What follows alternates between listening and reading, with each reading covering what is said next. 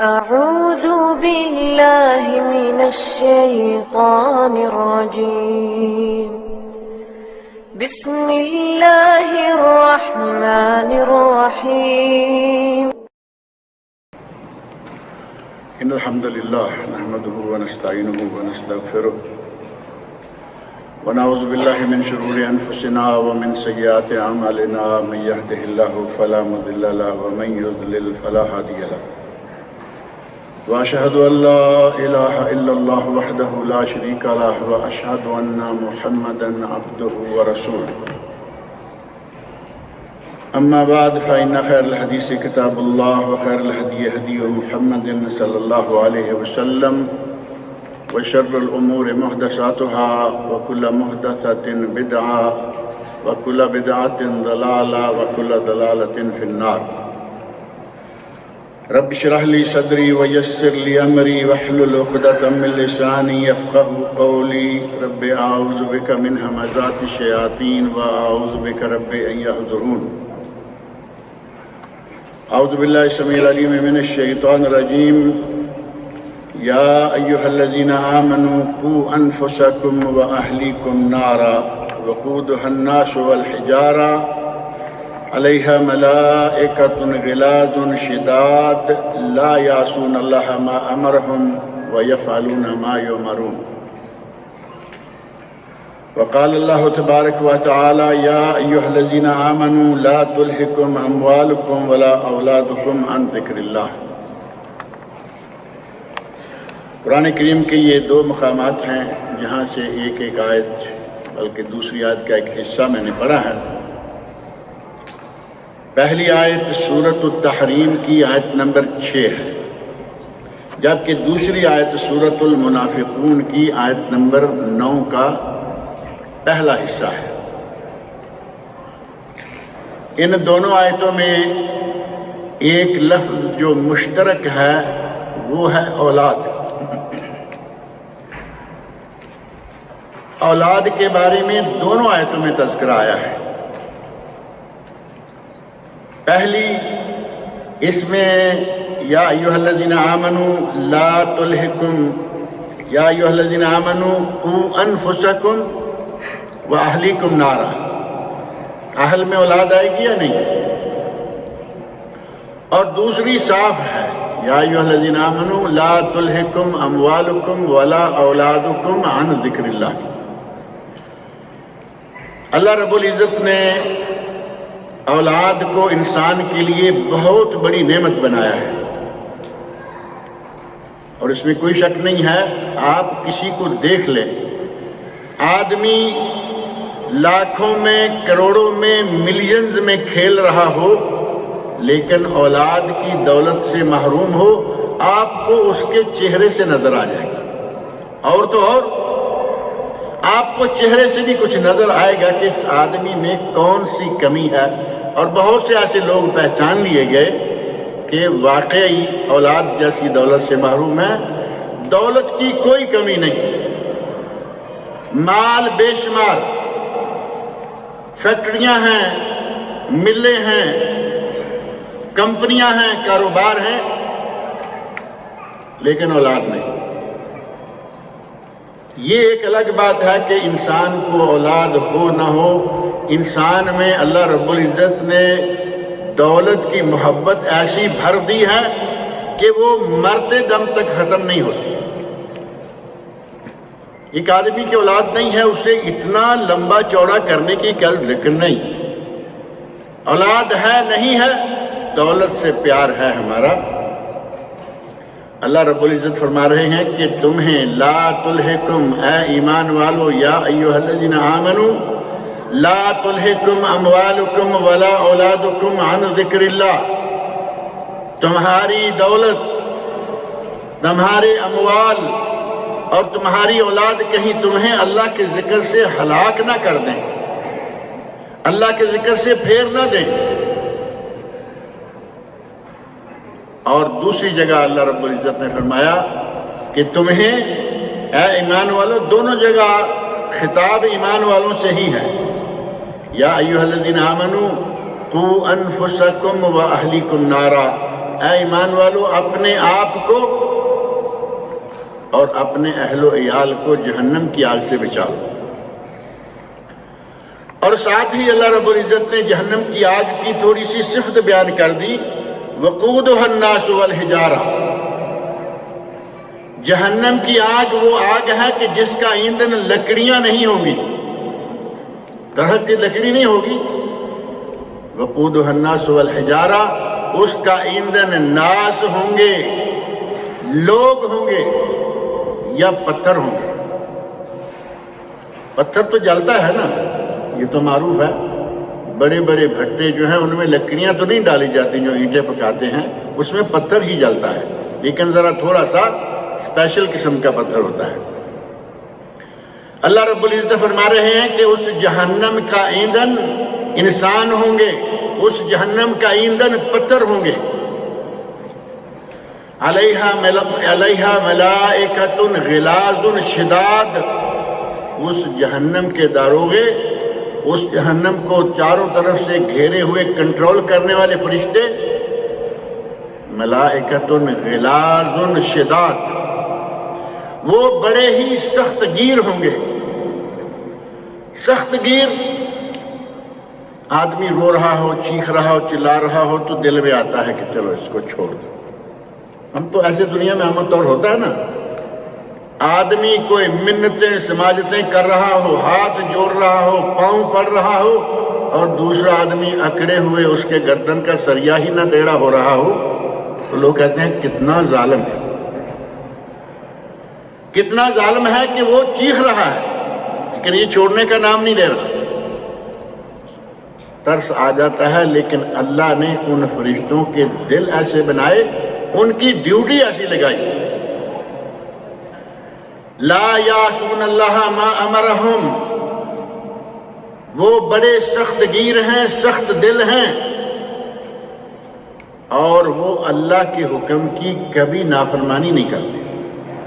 انہیں اللہ نے حکم دے دیا ہے کہ ان کو پکڑنا ہے، ان کو اسی جہنم میں روک کے رکھنا ہے، ان کو جلتے رہنے دینا ہے، وہ چیخیں گے، چلائیں گے، کچھ بھی کریں گے، ان پہ کوئی اثر نہیں ہوگا۔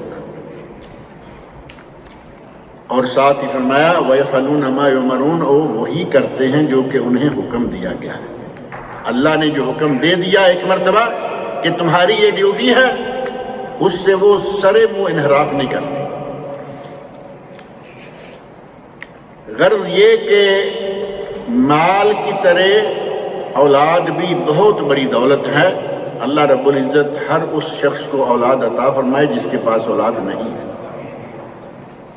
اور جن کے پاس اولاد ہے اللہ تعالیٰ ان کی اولادوں کو نیک کرے۔ کبھی کبھی ایسا بھی ہوتا ہے کہ اولاد تو ہے لیکن بے اولاد ہونے کو جی چاہتا ہے، بندہ کہہ رہا ہے کہ کاش میرے یہاں تو پیدا ہی نہ ہوتا۔ ایسی اولاد سے بھی پناہ مانگے کہ یا اللہ اولاد دے تو نیک اولاد دے، جس اولاد میں دل ہی دکھانا ہے۔ حضرت خضر علیہ السلام کے واقعہ میں آپ دیکھیں، اللہ رب العزت نے خضر علیہ السلام سے وہ چھوٹا سا بچہ مروا ہی دیا۔ کیوں مروا دیا؟ اس عمر کا بچہ کون سے گناہ کر رہا تھا، ابھی تو چھوٹا تھا، مروا دیا کہ یہ بڑا ہوگا، اپنے ماں باپ کا دل دکھائے گا، ان کا نافرمان ہوگا۔ آج جو ہم کہتے ہیں، ہمارے لوگ کہتے ہیں، ہمارے عزیز و اقارب کہتے ہیں، بیٹا بگڑ جائے تو کہتے ہیں کہ تو ہمارے یہاں پیدا ہی نہ ہوتا، تمہاری بجائے تو ہم بے اولاد رہتے۔ یہ دیکھیں وہ واقعہ اور یہاں فٹ کر کے دیکھیں، اولاد ہو تو نیک ہو۔ اللہ رب العزت نے یہ بہت بڑی دولت ہمارے حوالے کی ہے، یہ ہمارے گلے پر امانت ہے، ہمارے سر پر، ہمارے پاس اللہ رب العزت کی امانت ہے۔ اور امانت کو کیا کیا جاتا ہے؟ جہاں چاہے رکھ دیں، کوئی لے جائے تو لے جائے، پڑی رہے تو پڑی رہے۔ اگر کوئی ایسی امانت ہے کہ جس کو سائے کی ضرورت ہے، جس کو چار دیواری کی ضرورت ہے، کبھی بھی اس کو باہر نہیں چھوڑتے۔ اس کو سایہ چاہیے، اس کو چار دیواری چاہیے، اسے چھت چاہیے، چھت میں رکھیں گے۔ اور اگر کوئی ایسی امانت ہے کہ اس کے لیے صندوق چاہیے، اس کے لیے سیف چاہیے۔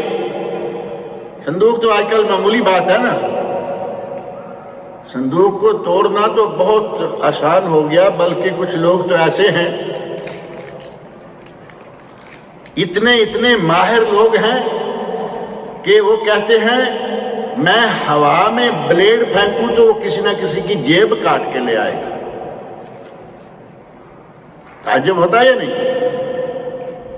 جیب کترے اتنے ماہر کہ میں تو یہ ضروری نہیں ہے کہ میں ساتھ رگڑوں اور جیب کا، میں تو ہوا میں بلیڈ پھینکوں تو جیب کاٹ کے لے آتا ہے، یعنی مہارت اتنی ہے۔ ایسے موقعوں پر ہمیں اپنی دولت کو سنبھالنے کے لیے، اس امانت کو سنبھالنے کے لیے صندوق نہیں، سیف چاہیے۔ اور سیف بھی آج کل جو ڈیجیٹل سیف آئی ہے، چابی نہیں بلکہ اس کے کچھ نمبر ہیں، چند ڈیجٹ ہیں جو آپ ملائیں گے تو کھلے گی، نہیں تو نہیں۔ اللہ رب العزت نے یہ اولاد بھی ہمارے پاس ایک امانت رکھی ہے، تو کیا اس کو ایسے ہی چھوڑ دیں گے؟ آج کل چھٹیاں چل رہی ہیں نا، سعودی غیر سعودی تمام سکولوں میں چھٹیاں ہیں۔ ان چھٹیوں کے دنوں میں ہم امانت کے ساتھ کیا سلوک کر رہے ہیں، میرا خیال ہے کہ دیکھنے میں آتا ہے۔ اپنی اولاد ہے، پتہ نہیں کہ یہ آج رات کہاں تھے، اپنی اولاد ہے کہ پتہ نہیں یہ واپس گھر کب آئے۔ ماں باپ اپنیوں میں مست ہیں اور اولاد اپنی جگہوں پر۔ نہ اولاد کے لیے والدین اسوہ حسنہ بن رہے ہیں، نہ اولاد نے کبھی والدین کو ایسا دیکھا کہ اگر خالی وقت مل جائے تو اس خالی وقت میں ہمیں کیا کرنا چاہیے۔ اسلام نے بچوں کی تربیت اولاد پر بڑا ہی اہتمام کیا، بڑا ہی دھیان دیا۔ بچوں کی تربیت کے لیے بہت طول تفصیلات موجود ہیں قرآن و سنت میں۔ اگر فرصت ملے تو بچوں کو جیسے آدمی کھول دیتا ہے نا کہ رات کے ہم نے یہ جانور باندھے ہوئے تھے اب ان کو کھول دو، 2 مہینے کی چھٹیاں ہوئی، بچے کھول دیے، دن رات باہر، وہ رت جگے، ساری رات جاگنا، سارا دن سونا، فطرت کو ہی پلٹ کے رکھ دیا ہے۔ رات کس لیے بنائی گئی ہے؟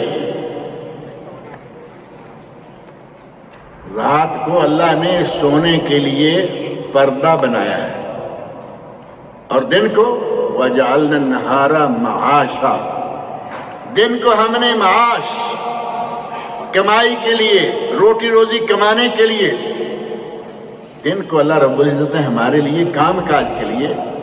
اب بچہ ہے، اسٹوڈنٹ ہے، اس کا کام ہے، وہ کر رہا ہے۔ باپ ہے، وہ آفس چلاتا ہے، باپ ہے وہ مزدوری کرتا ہے، باپ ہے جو اس کی ذمہ داری ہے دن کو وہ کرتا ہے۔ 2 مہینے کی چھٹیاں آئیں، بچوں کی چھٹیاں ہوئیں، اور ساتھ ہی ماں باپ نے بھی چھٹیاں لے لی۔ باپ کی ڈیوٹی ہے، اس نے پہلے سے سیٹ کر کے رکھا ہوتا ہے، سمر ویکیشن آئے گی، میں بھی 1.5 مہینے کی 2 مہینے کی جتنی چھٹی بنتی ہے لے لوں گا۔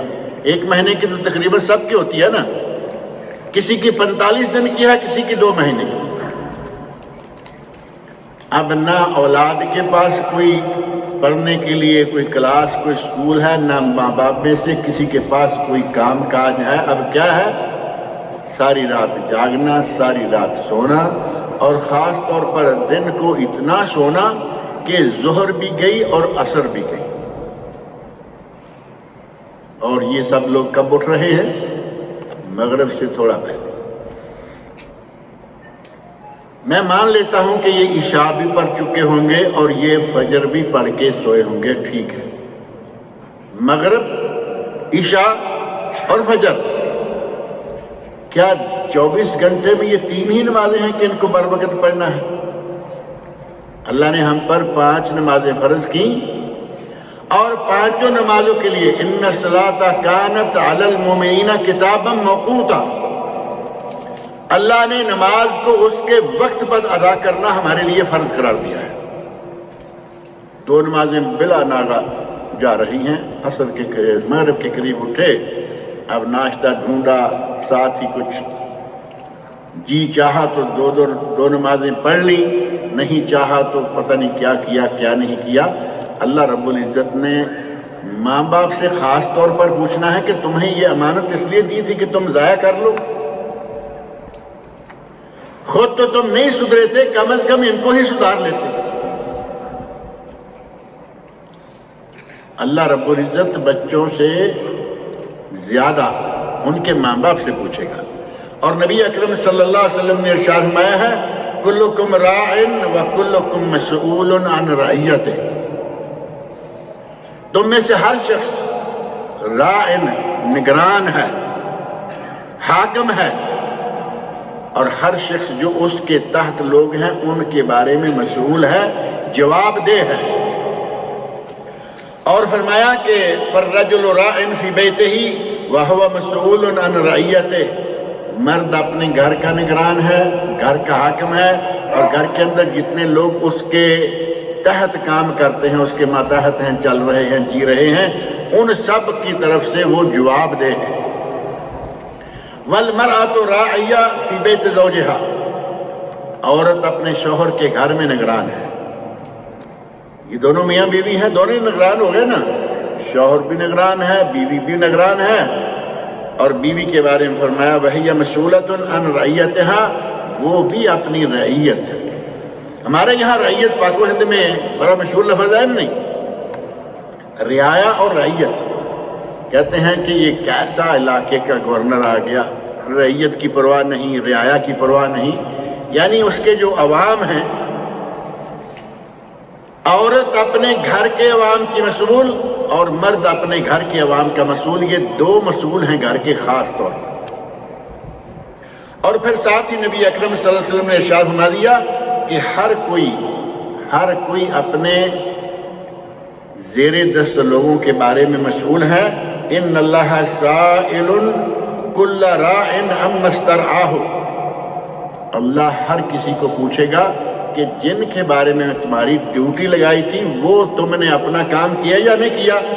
احفظ ذالک ام ضیع، کیا اس نے حفاظت کی اس امانت کی یا اس امانت کو ضائع کر دیا؟ حتی یسأل الرجل عن اہل بیتہ، یہاں تک کہ گھر والا گھر والوں کے بارے میں پوچھا جائے گا۔ صحیح ابن حبان اور طبرانی اوسط کی حدیث، اور پہلی حدیث صحیح بخاری اور صحیح مسلم کی حدیث کہ ہر آدمی مسئول ہے۔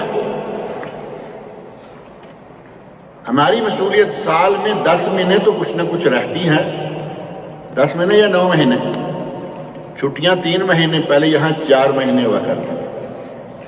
سعودی اسکولوں میں 4 مہینے چھٹیاں ہوتی تھیں، اب تھوڑی تھوڑی کم ہو رہی ہیں، 9 مہینے کر لیں۔ 9 مہینے تک آدمی تھوڑا سا مسئول ہے، اب یہ 3 مہینے سال کا حصہ ہیں یا نہیں؟ ان 3 مہینوں میں بچے بھی آزاد ہیں، ماں باپ بھی آزاد ہیں، ماں باپ کو بھی پرواہ نہیں اور بچوں کو تو بالکل ہی پرواہ نہیں، یہ ہماری چھٹیاں ہو گئی ہیں، اب نہ اسکول، نہ کالج، نہ یونیورسٹی، اور نہ کوئی سبق، نہ کچھ نہ کچھ، یہ آزاد ہیں ہر اعتبار سے۔ نمازیں ضائع ہو رہی ہیں، وقت ضائع ہو رہا ہے، اور اگر کسی کو بری سوسائٹی، برے دوست مل جائیں تو سمجھیں کہ زندگی برباد ہونے کا خطرہ ہے۔ اور انہی تھوڑے تھوڑے اوقات میں آدمی سیکھ جاتا ہے نا، 2-3 مہینے کسی ایسی سوسائٹی میں بیٹھ گیا، ایسے لڑکوں کے ساتھ بیٹھ گیا جو نشہ کرتے ہیں۔ اب یہ تو نہیں کہا جا سکتا کہ دنیا کا کوئی منطقہ بھی ایسا ہے جہاں نشہ نہیں ہو سکتا۔ آدمی یہاں بیٹھے تھوڑا سوچ سکتا ہے کہ سعودی عرب اور نشہ، نبی صلی اللہ علیہ وسلم کے شہر میں نشہ ہوتا تھا یا نہیں ہوتا تھا؟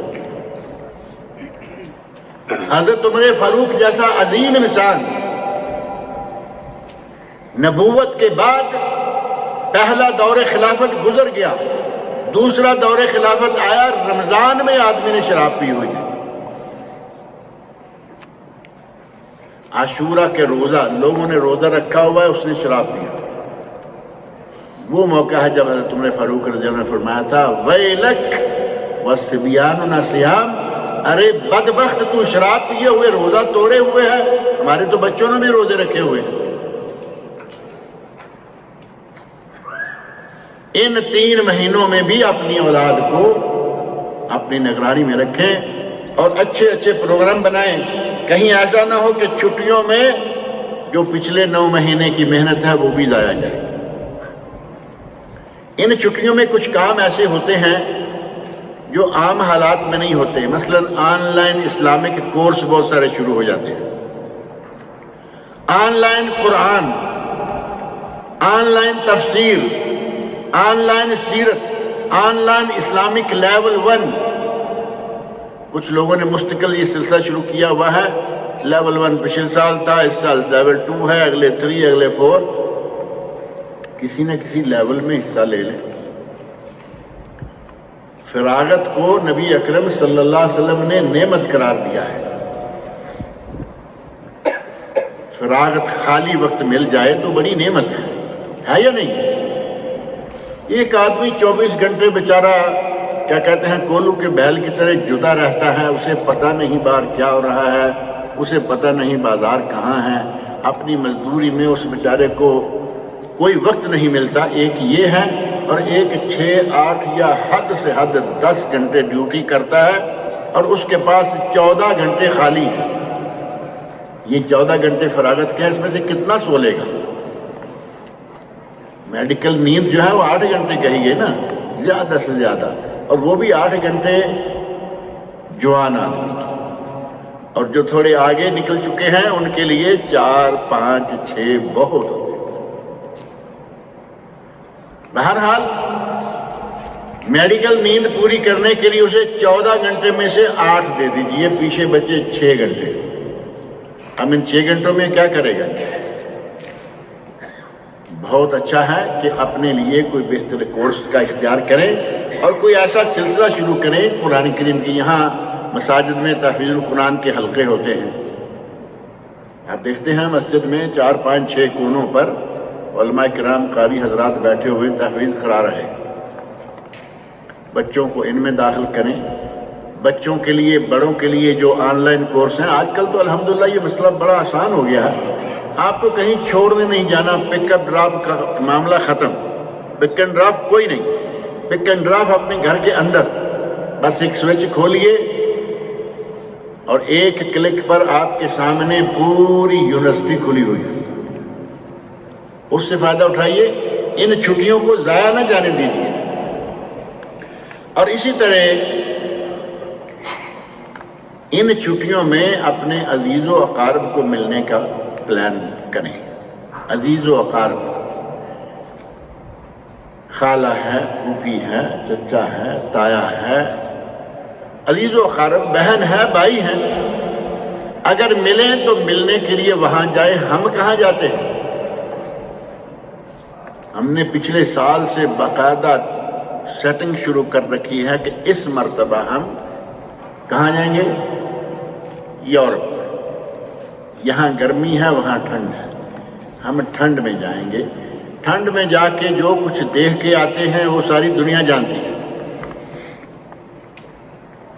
میرا ایک جاننے والا اسی طرح احباب میں سے جیسے آپ ہیں، اس نے مجھے بتایا، بہت عرصہ پہلے کی بات ہے، دبئی کی بات ہے، اور اصل خیمہ میں رہتا تھا، کہنے لگا کہ مجھے ایسے ہی، اس کا بزنس تھا، بزنس کے ضمن میں اسے ٹکٹ مل گئے 2، 3، 4 فیملی کے ساتھ وہ امریکہ چلا گیا۔ اور میں امریکہ میں ڈزنی ہے، ڈزنی ورلڈ، کہتا مجھے اس کے ٹکٹ مل گئے کہ ٹکٹ بھی ہیں، کھانا بھی ہے، یہ بھی ہے، وہ بھی ہے۔ میں یہاں سے تیار ہو کے نکل گیا، اور سادہ شریف آدمی، اس نے کہا چلو فری ہے دیکھ کے آتے۔ کہتا کہ میں 1 دن وہاں رہا، صرف اپنے دائیں بائیں کا ماحول دیکھا، عریانی اور فحاشی دیکھی۔ میں نے کہا کہ میری بیوی ہے میرے ساتھ، میری بچی ہے میرے ساتھ، اور بچے ہیں، میں اس ماحول میں دوسرا دن نہیں دیکھوں گا۔ فوری طور پر بیگ ٹکٹ کرایا، واپس آیا۔ اگر تھوڑی سی اندر غیرت ہو، تھوڑی سی حیا ہو، تو آدمی اس ماحول میں جہاں اتنی فحاشی، اتنی عریانی، حد گزر گئی وہاں، چھٹیاں گزارنے کے لیے بچوں کو ساتھ لے کے جا رہے ہیں، اور پھر اس میں صرف یہ نہیں کہ بچوں کا وقت ضائع ہوگا، بچوں کی اخلاقی حالت بگڑے گی۔ آپ مان لیا میچور ہو چکے ہیں، آپ اپنے آپ کو کنٹرول کریں گے، بچہ کیا کرے گا؟ 15-16 سال کا، 14-18 سال کا، اور ہمارے یہاں تو 20-25 سال کے بچے ہی ہوتے ہیں نا۔ بلکہ اگر یہ کہا جائے کہ ماں باپ کے لیے تو ساری عمر اس کی اولاد بچے ہی ہوتی ہے، لیکن ٹین ایجرز جو ہیں ان کے بہکنے کا، ان کے بھٹکنے کا بہت چانس ہوتا ہے۔ آپ ان کو وہاں لے کے جا رہے ہیں کہ آؤ ہم آپ کو یورپ دکھا کے لاتے ہیں، اور بچے بھی بگاڑ لیے، اور صرف بچے نہیں بگاڑ لیے بلکہ ساتھ ہی اپنی کتنی دولت ضائع کر لی۔ تو کئی لوگوں کو غصہ آ رہا ہوگا کہ دولت ہم نے کمائی ہے، تمہیں کیا تکلیف؟ بھائی ٹھیک ہے، آپ نے کمائی ہے، آپ کو اسلام نے دولت کمانے کے لیے بھی پوچھنا ہے کہ کہاں سے کمائی، اور دولت لگانے کے لیے بھی پوچھنا ہے کہ کہاں لگائی۔ 4 سوال، ساری تفصیل میں نہیں جاتا، ایک پچھلا درس یہاں پورا اسی موضوع پہ ہوا تھا کہ قبر میں امتحان ہوگا 3 سوال، اور حشر میں سوال ہوگا، امتحان ہوگا 4 سوال، اور بعض روایات میں 5 ہے کہ اس کو مال کے بارے میں پوچھا جائے گا، من این اکتسب وفیما انفق، کہ وہ مال اس نے کہاں سے کمایا اور کہاں لگایا۔ حرام کمانا جائز نہیں اور حرام میں لگانا جائز نہیں، اور یہ حرام میں سراسر لگانا جائز ہوگا، صریحاً حرام ہوگا، فضول خرچی حرام ہے۔ اگر کہیں کہ نہیں سیر و سیاحت اس میں یہ بھی ہے، اس میں کوئی بات نہیں، ہوگا، لیکن یہاں آپ ابھا چلے جائیں، ٹھنڈا ہی لینا ہے نا، کہیں اور جانے آپ کے ملک میں، یہاں رہنے والوں کے لیے، باقی ملکوں کے لیے اپنے اپنے ملکوں میں، انڈیا میں شملہ ہے، ٹھنڈا علاقہ ہے یا نہیں؟ پاکستان میں ہمارے کشمیر، مری، حیدرآباد وادی، زبردست وادیاں، خوبصورت اور ٹھنڈی۔ آپ ضرور یورپ ہی جائیں گے اور اتنا پیسہ برباد کر کے آئیں گے، تبھی آپ کو سکون آئے گا، بچے خراب کر کے لائیں گے۔ اس امانت کو ہم نے ہر اعتبار سے دیکھنا ہے کہ کہیں ایسا نہ ہو کہ یہ ہاتھوں سے نکل جائے۔ صلہ رحمی کریں، اپنے عزیز و اقارب کے پاس لے کے جائیں۔ وہ کس کے عزیز ہیں جہاں ہم لے کے گئے؟ یورپ میں لے کے گئے، کس کے عزیز ہیں وہ تو اسلام کے شروع سے دشمن ہیں، مسلمانوں کے دشمن ہیں، اور دشمن آ رہے ہیں، دشمن رہیں گے۔ یہودی شاہی ہے نا وہاں، لن ترضى عنك اليهود ولا النصارى حتى تتبع ملتهم۔ اللہ نے فرمایا اے میرے نبی، یہ یہودی اور عیسائی تم سے کبھی خوش نہیں ہو سکتے جب تک کہ تو ان کی پیروی نہ کرنے لگ جائے۔ وہاں اپنے بچوں کو خراب کرنے کے لیے کوئی ضرورت ہے، کوئی مجبوری ہے، میڈیکل جا رہے ہیں، تعلیم جا رہے ہیں، مان لیا یہ کوئی ضروری نہیں ہے کہ آپ سیر کرنے کے لیے بھی وہاں جائیں جہاں عیاشی، فحاشی اور بدماشی اپنی حد سے بھی گزری ہوئی ہے۔ چھٹیوں کو موقع غنیمت سمجھیں اور اپنے رشتہ داروں کے ساتھ تعلق پیدا کریں، اور اتنی دور چلے جاتے ہیں۔ امریکہ اپنا 12 گھنٹے کا سفر ہے، 14 کا، 16 ہم سے بھی اور آگے نکل گئے، 16 گھنٹے کا پلین کا سفر ہے، وہاں سیر کرنے کے لیے چلے گئے، اور جہاز پہ ہی اگر جدے اترنا ہو تو کتنا وقت لگے گا؟ 1.25 گھنٹے، 2 کر لیجئے، ایئرپورٹوں میں جو کچھ ہوتا ہے 3 کر لیجئے۔ 3 گھنٹے کا سفر کر کے کتنے گھنٹے بچ گئے؟ 13، بلکہ 18 میں سے 3 خرچ ہوئے، 15 بچ گئے۔ 15 گھنٹے بچاؤ، لاکھوں روپے بچاؤ، اور اپنی آخرت بھی سنوارو، دنیا بھی سنوارو، مکہ اور مدینہ سے ہو کے آؤ۔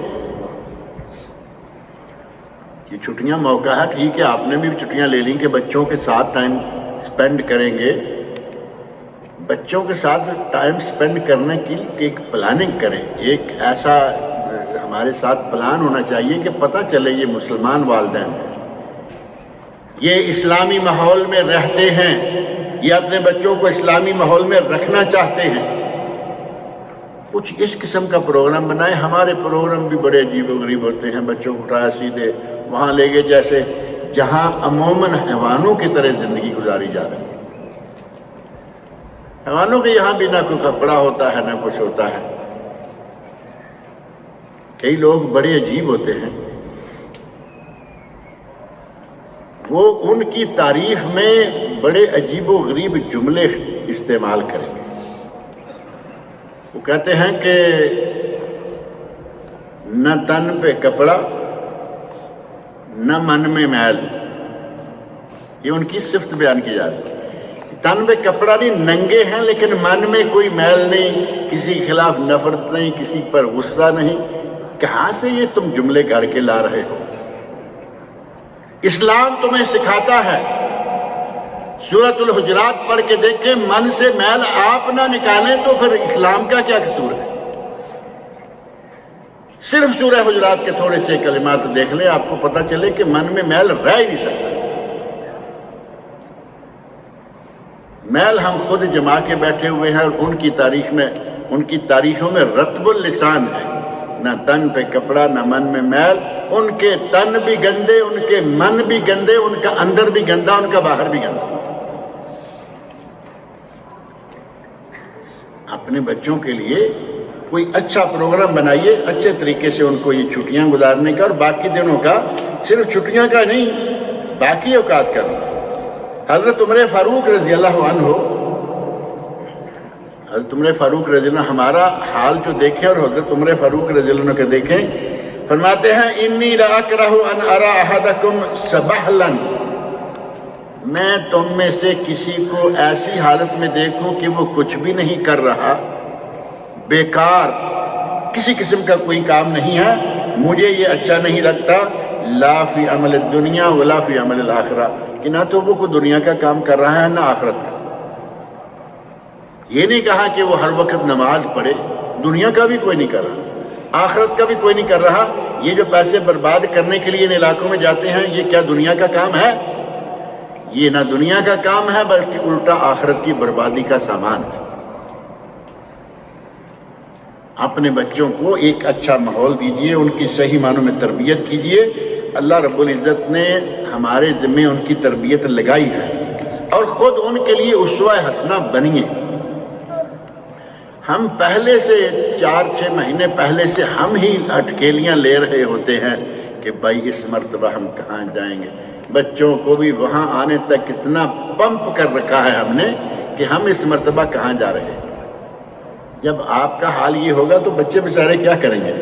اور بچوں کو آپ نے اسوہ حسنہ یا قدوہ حسنہ بن کے دکھانا ہے، تو کیا اسوہ حسنہ یہ ہوگا؟ بچوں کے ذہن میں تو آپ خود زہر بھر رہے ہیں، معذرت کے ساتھ آپ خود اپنے بچوں کے ذہنوں میں زہر بھر رہے ہیں، بے دینیت، لا دینیت کا زہر، عریانی فحاشی کا زہر۔ ایک مسلمان کو عریانی فحاشی دیکھ کر جو غیرت آنی چاہیے، بار بار دیکھے گا تو معاملہ آہستہ آہستہ ختم ہو جائے۔ اپنے بچوں کو کبھی کبھی چھٹیوں میں بطور خاص بار بار، عام حالات میں کبھی کبھی، لیکن چھٹیوں میں بار بار، ایک تو کہتے ہیں نا فراغت، میں نے بات تھوڑی سی ذکر کر کے آگے نکل گیا تھا، فراغت نعمت ہے۔ اللہ کے نبی صلی اللہ علیہ وسلم ارشاد فرماتے ہیں نعمتان مغبون فیہما کثیر من الناس، دو نعمتیں ایسی ہیں کہ لوگ ان دو کے بارے میں بہت ہی فریب میں مبتلا ہیں، یعنی ان کو نعمتیں ہی نہیں سمجھتے۔ اور وہ کون سی ہیں؟ الصحہ والفراغ، ایک صحت اور ایک فراغت۔ صحت نعمت ہے، ہمیں تو پتہ نہیں چلے گا نا، یہاں چلتے پھرتے ہیں، کھاتے پیتے ہیں، ہسپتال میں جا کے دیکھیے، صحت کا پتہ چلے گا کہ نعمت ہے یا نہیں۔ کھا نہیں سکتا، پی نہیں سکتا، چل نہیں سکتا، بیٹھ نہیں سکتا، ٹوٹا پھوٹا بستر پر پڑا ہوا ہے یا بیمار ہے، اور اس بیچارے کو کھانے پینے یہ وہ کچھ پتہ ہی نہیں کہ کیسے کرنا ہے۔ وہاں قدر ہوگی صحت کی۔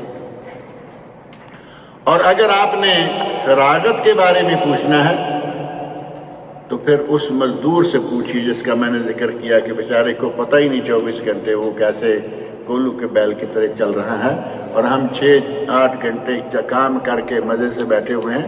فراغت کی قیمت اس سے پوچھیے، وہ بتائے گا۔ اس چلچلاتی دھوپ میں جو مزدور دھوپ میں کام کر رہا ہے اور ڈیوٹی بھی اس نے پوری کرنی ہے۔ اب پچھلے دنوں یہاں ایک قانون آیا تھا، بہت اچھا کیا حکومت نے، کہ 3 گھنٹے 12 سے لے کے 3 تک اگر 50 سینٹی گریڈ گرمی ہو جائے، یعنی گرمی 50 تک چلی جائے، تو 12 سے لے کے 3 تک 3 گھنٹے کوئی کمپنی کام نہیں کرائے گی۔ اگر کسی نے کام کرایا لیبر سے تو اس کو اتنا جرمانہ ہو۔ بہت اچھی بات۔ لیکن پھر وہ کہاں جائیں گے ان 3 گھنٹوں میں؟ اب وہاں جو بھی کچھ ان کے بیچاروں کے ٹھکانے بنے ہوئے ہیں وہیں رہیں گے۔ 3 بجے کے بعد کیا ٹھنڈ ہو جاتی ہے ساری، 12 بجے تک ٹھنڈ رہتی ہے۔ گرمیوں کے دنوں میں آپ کو 24 گھنٹے ٹھنڈ نہیں ملے گی باہر، خاص طور اندر اللہ رب العزت کی نعمتیں ہیں، ایئر کنڈیشن لگے ہوئے ہیں، مسجدیں، گھر، گاڑیاں سب ایئر کنڈیشن، دکانیں، مال ایئر کنڈیشن، لیکن باہر سائٹ پہ کوئی ایئر کنڈیشن نہیں ہوتی۔ ان سے پوچھئے کہ فراغت کی قیمت کیا ہے۔ فراغت نعمت ہے، لیکن کبھی کبھی یہ فراغت زحمت بھی بن جاتی ہے۔ زحمت کیسے بنے گی؟ چھٹیاں آ گئیں، اسکول بھی نہیں، کالج بھی نہیں، یونیورسٹی نہیں ہے، اور کوئی پروگرام نہیں ہے۔ کوئی ایسا والدین نے پروگرام تیار نہیں کیا ہوا کہ بچے کو ہم بٹھائیں گے، بچے کو وعظ و نصیحت کریں گے، ہمارا بھائی ان 2 مہینوں میں شیڈول یہ ہوگا، فجر کی نماز پڑھیں گے، ناشتہ کریں گے، رات تھوڑا کم سوئے تھے تھوڑا دن کو سو لیں گے، کوئی بات نہیں، کر لیں۔ لیکن یہ کہ ساری رات جاگتے رہیں، سارا دن سوتے رہیں، تو یہ کوئی شیڈول نہیں ہے۔ اچھے انداز سے اگر آپ نے اس بچے کی فراغت کو صحیح استعمال کیا تو پھر وہ نعمت ہی رہے گی، اور اگر آپ نے اچھے طریقے استعمال کیا وہ زحمت بن جائے گی۔ اور کبھی کبھی آدمی فراغت سے اکتا جاتا ہے، ایسا ہوتا ہے یا نہیں؟ کوئی کام نہیں تو ایک آدمی کام کا عادی ہے، جب کام کوئی نہ ہو تو وہ پریشان ہو جاتا ہے، میں کیا کروں۔ اب ایک آدمی کام کرتے کرتے جب اچانک اسے گھر بٹھا دیا جائے، اور گھر میں بیٹھ کے بھی کچھ لوگ کام کرتے ہیں، اب یہ تو نہیں نا کہ جو گھر بیٹھا ہے وہ کام کوئی نہیں کرتا، لیکن اگر گھر میں بیٹھا ہے کام بھی کوئی نہیں، ڈیوٹی باہر کوئی نہیں، تو آپ عموماً دیکھتے ہیں کہ گھروں میں لوگ چڑچڑے ہو جاتے ہیں۔ اس آدمی کو گھر میں بھی، گھر والے بھی تھوڑا کم برداشت کرنا شروع ہو جاتے ہیں کہ ہر وقت یہیں ہمارے گلے پڑا رہتا ہے۔ ریٹائر پارٹی جو ہے خاص طور پر وہ اس کو اپنے ذہن میں رکھے، یہ فراغت ہے جو کہ مصیبت بنتی جا رہی ہے۔ اس قسم کی فراغت کو اچھے طریقے سے یوز کریں، اچھے طریقے سے اس کو استعمال کریں، اور اپنے بچوں کے لیے بہتر انداز سے کچھ نہ کچھ گھر کے اندر بیٹھ کے وعظ و نصیحت کریں۔ قرآن کریم میں اللہ رب العزت نے انبیاء کرام کا یہ طریقہ بتایا ہے کہ وہ اپنے بچوں کو وعظ و نصیحت کیا کرتے تھے۔ کانا یامر اہلہ بالصلاۃ والزکاۃ، یہ اپنے بچوں کو نماز، روزے کی، زکوٰۃ کی تربیت دینا، واعظ کرنا، نصیحت کرنا، یہ کب ہوگا؟ جب بچوں کو کہیں بٹھائے گا، ان کے ساتھ یہ بات کرے گا۔ اور سورہ لقمان میں اللہ رب العزت نے حضرت لقمان علیہ السلام کا واقعہ ذکر کیا ہے، آیت نمبر 13 سورہ لقمان، وَإِذْ قَالَ لُقْمَانُ لِابْنِهِ وَهُوَ يَعِظُهُ، لقمان علیہ السلام نے اپنے بیٹے کو واعظ کرتے ہوئے کہا، یا بنیا لا تشرک باللہ، اے میرے بیٹے اللہ کے ساتھ کسی کو شریک نہ بنانا، ان الشرک لظلم عظیم، کیونکہ شرک تو بہت بڑا ظلم ہے۔ لقمان علیہ السلام اپنے بیٹے کو واعظ کر رہے ہیں، شرک سے بچانے کی کوشش کر رہے ہیں کہ شرک میں کہیں مبتلا نہ ہو جائے۔ جن گھروں میں اللہ رب العزت نے توحید کی نعمت رکھی ہوئی ہے، یہ بہت بڑی نعمت ہے۔ ان کی اولاد میں شرک عموماً داخل نہیں ہوتا، لیکن کیا حضرت لقمان کے گھر شرک کے داخل ہونے کا کوئی چانس تھا؟ نہیں تھا۔ اس کے باوجود وہ کہہ رہے ہیں یا بنیا لا تشرک باللہ، اے میرے بیٹے اللہ کے ساتھ کسی کو شریک مت کرنا، ان الشرک لظلم عظیم، کیونکہ شرک تو بہت بڑا ظلم ہے۔ اپنے بچوں کو اسی انداز سے واعظ کریں، نصیحت کریں، انہیں کچھ نہ کچھ سکھلاتے رہیں، پڑھاتے رہیں، انہیں ان ایام میں نمازوں کی پابندی کرائیں، اٹھنے بیٹھنے کی سارے امور کی نگرانی رکھیں، اور بچوں کے دل میں اللہ کی محبت پیدا کرنے کے واقعات، چھوٹے بچے ہیں ان کو واقعات آپ سنائیے، ذرا بڑے ہو جائیں گے ان کو کتابیں دیجئے، سی ڈیز دیجئے، آج کل سی ڈیز، ویڈیو اور یہ وہ اور ڈی وی ڈی، آج کل تو میرا ان چیزوں سے بھی ہم آگے گزر گئے ہیں، انہیں کچھ نہ کچھ ایسی چیز آپ بتائیے کہ بھائی یہ دیکھو یا یہ سنو، ان کے دلوں میں حب الہی، بچے کے دل میں مراقبت اللہ۔ مراقبت اللہ کیا ہے؟ کہ تم جہاں بھی ہو، جس جگہ ہو، جب بھی ہو، اللہ تمہیں دیکھ رہا ہے، یہ ہے مراقبہ۔ ہمارے صوفیوں کا مراقبہ تو اور ہوتا ہے نا، پتہ نہیں اس تفصیل کو آپ کے علم میں ہے یہ تفصیل یا نہیں، لیکن چھوڑ بھی دیتے ہیں۔ صوفی کو یہاں مکاشفہ، مراقبہ اور یہ اور بڑی عجیب و غریب قسم کی اصطلاحیں، عجیب و غریب قسم کی حرکتیں، لیکن مراقبہ اصل یہ ہے کہ انسان کے دل پر اللہ کا راج ہو، میں جہاں بھی ہوں مجھے دیکھ رہا ہے، دن ہے رات ہے، میں اندر ہوں میں باہر ہوں، میں شہر میں ہوں میں جنگل میں ہوں، اللہ مجھے دیکھ رہا ہے۔ ایک مرتبہ حضرت عمر فاروق رضی اللہ عنہ ایک سفر میں ہیں، اور سفر کے دوران گزرتے گزرتے ایک بکریوں کے ریوڑ کے پاس سے گزرے، اور اس کا چرواہا جو ہے وہ تھوڑا اونچا کہیں کسی پہاڑ پہ چڑھا ہوا تھا، پہاڑی سے چھوٹی موٹی، ہو سکتا ہے کہ وہاں کوئی درخت ہو، کچھ سایہ ہو، کچھ نہ کچھ۔ گزرتے ہوئے دیکھے دو آدمی گزر رہے ہیں، حضرت عمر فاروق تھے، ان کے ساتھ ان کے ساتھی تھے، بھاگا ہوا آیا، السلام علیکم، وعلیکم السلام، بات چیت ہوئی، جو تھوڑی بہت بات چیت ہوئی، اس کے بعد حضرت عمر فاروق رضی اللہ عنہ کہتے ہیں کہ بھائی تم ایسا کرو، ایک بکری ہمیں بیچ دو، ایک بکری ہمیں بیچ دو، یعنی تم بکری ہمیں بیچ دو گے، پیسے تمہارے کام آ جائیں گے۔ تو کہتا ہے کہ میں مملوک ہوں، میں غلام ہوں، میں بکریاں چلانے پر مامور ہوں، یہ بکریاں میری نہیں، بکریاں میرے مالک کی ہیں، آقا کی بکریاں ہیں۔ حضرت عمر فاروق رضی اللہ عنہ صاحب فراست، جن کے بارے میں کہا کہ ان کی زبان پر اللہ رب العزت کی طرف سے خاص کرم تھا کہ ایسے نہیں بول پڑتی تھی، وہ کہتے ہیں کہ اپنے مالک کو کہہ دینا کہ بھیڑیا کھا گیا ایک بکری، اگر کبھی گنتی کرنے آ ہی جاتا ہے تو کہنا کہ بھیڑیا بکری کھا گیا تھا۔ تو وہ غلام کہتا ہے کہ حضرت پھر اللہ کو میں کیا کہوں گا، عمر فاروق کو تو میں بلا لوں گا، اللہ کہاں ہے؟ اس کے الفاظ ہیں این اللہ، عمر فاروق تو غائب ہے لیکن اللہ تو غائب نہیں ہے۔ حضرت عمر فاروق رضی اللہ عنہ نے پوچھا تمہارا مالک کون ہے؟ ان کے پاس گئے، جا کے اس سے بات کی، مجھے تمہارا یہ غلام چاہیے، قیمت ادا کی، اور ساتھ ہی اس کو آزاد کر دیا کہ اتنا لائق انسان اور اتنا امانت دار انسان کہتا ہے کہ عمر فاروق کو پتہ نہیں تو پھر میں اللہ کو کیا جواب دوں گا۔ یہ ہے مراقبت اللہ، اللہ کو ہر حال میں اپنے سامنے سمجھیں، اپنے ہر معاملے میں دیکھیں کہ اللہ رب العزت جو ہیں وہ ہمیں دیکھ رہے ہیں، وہ ہمیں ہماری ہر حرکت کو، تمام حرکات و سکنات کو دیکھتے، جانتے، سنتے ہیں۔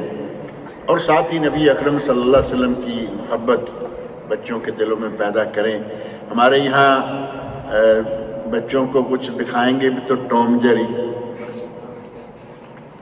کیا جی ٹائم کل کرنے کے لیے کوئی تو پہلے تھا ٹائم سپینڈ کرنے کے لیے، اور ابھی کچھ لفظ میں کبھی کبھی سنتا ہوں ٹائم کل کرنے کے لیے، یعنی ٹائم کو قتل کرنا ہے، اسے اچھے طریقے سے استعمال نہیں کرنا۔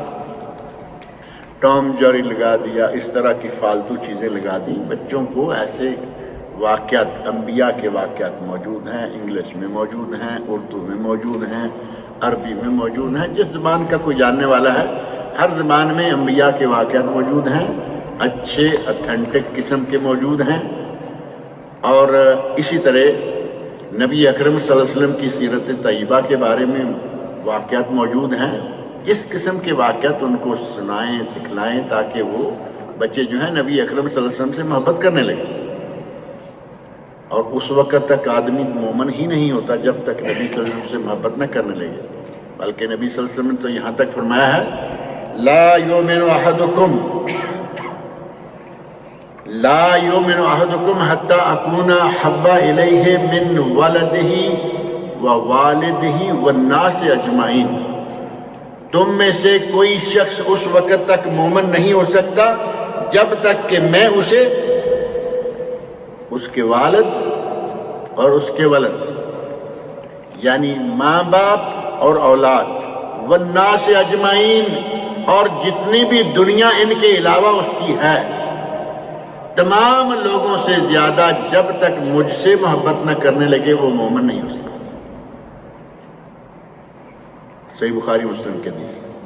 بچوں کو ان چھٹیوں میں، اور ہمیشہ، یہ صرف 2 مہینے چھٹیوں کا نہیں، 3 مہینے چھٹیوں کا نہیں، مستقل ان کی ایک کلاس رکھا کریں گھر میں، ویکلی، 15 دن کے بعد، مہینے کے بعد آپ خود کلاس لیا کریں، اور بچوں کو اس میں پھر جو باقی وقت ہوگا اس میں کیا کرنا ہے، کیا کیا پڑھتے رہنا ہے، ایک چھوٹا موٹا کورس ٹائپ جو ہے وہ آپ دیتے رہا کریں۔ بچے بھی انشاءاللہ تعالیٰ آپ کی طرح اچھے ہو جائیں گے، پڑھے لکھے، دیندار، صاحب عقیدہ سلیمہ۔